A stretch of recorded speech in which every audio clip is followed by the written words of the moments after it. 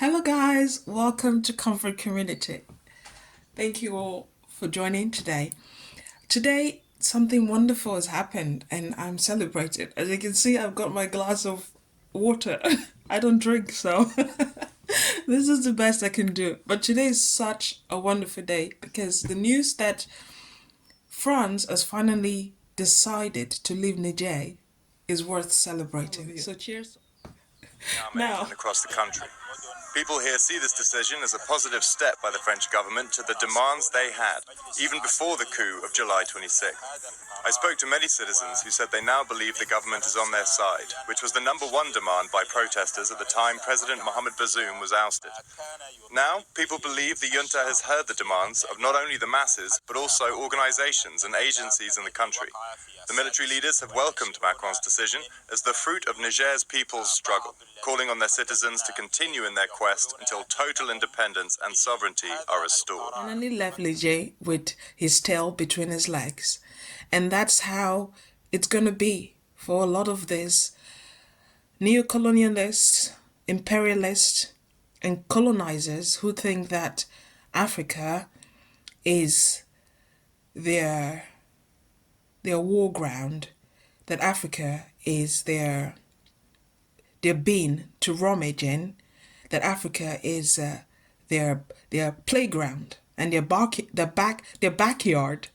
So today, Macron has realized. Well, it was on Sunday. He made the decision, but it's realized now that when the African people say they do not want it, they do not want it. When people say this is not what we want, they are legitimately saying this is not what they want. And whatever government the people support is the legitimate government. I thought that was what democracy was about. But apparently, if you do not go to the ballot paper and put in your ballot, it doesn't count. So the news that the Niger's military rulers have banned French aircraft for flying over the country's airspace also kind of facilitated the whole decision to leave. Not only did they ban it, you remember that Niger also formed a military alliance with Mali and Burkina Faso. So the military cooperation that France was relying on, saying, "Oh, they asked us to come and protect them." Well, they said we don't want it anymore. It was rescinded, so there was no military cooperation, and the Niger people didn't want them in their country.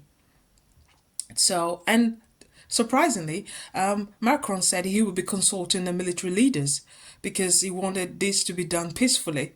Macron and peace don't go together.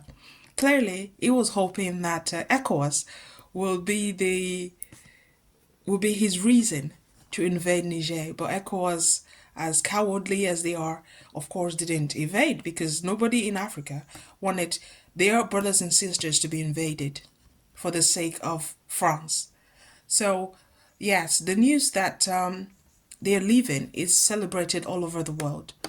And this is just an example of when a country comes together and say, this is what we want. And the withdrawal of the ambassador from Niger, followed by the military, will be done as soon as possible, according to the president. He said, Macron said France has decided to withdraw its ambassador. He didn't give us the time frame though, but he said in the next hours, our ambassador and several diplomats will return to France. That's good news. One minute he was saying that his ambassador was a hostage. The next minute he's saying that they will be returned back to France. So they were never hostages after all, were they? So the military rulers have done a good job and they've been successful. And the success is a testimony of the fact that they knew exactly what they wanted for their country and the people supported them. And I think that support from the people made the difference. So France has been keeping 1,500 soldiers in Niger as part of the so-called anti-terrorist deployment. Terrorism, however, grew in that region. And there have been testimonies that these terrorists were actually being aided, were actually being financed, were actually being given intelligence and weapons by the so-called fighters of terrorism. More so, President Bazoum, who so supposedly the one that Macron was willing to speak to only, is still under arrest. He was never a hostage. He can talk. Clearly, Macron has been speaking to him. He says here that Macron has been speaking to him. So there's no reason why Bazoum is ever considered a hostage. And lastly, to be honest, this is no surprise to us. We who knew that France's quest to remain in Niger had nothing to do with democracy. It had nothing to do with the care and the respect for the people. It had nothing to do with protecting the people against terrorism or the idea that they were supporting development. As long as France was still going to be in Niger, Niger was going to remain poor, Niger was going to remain despondent, Niger was going to remain insecure. And with the alliance that Burkina Faso, Mali, and Niger have made, we're hoping for a better future for that country, and we wish them good luck.